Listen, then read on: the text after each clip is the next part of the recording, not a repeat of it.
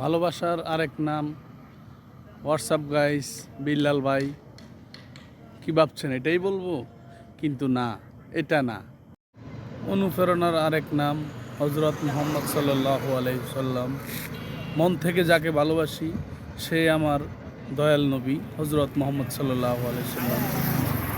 যাকে হৃদয়ে লালন পালন করি সে আমার হজরত মুহাম্মদ সাল্লাল্লাহু আলাইহি সাল্লাম।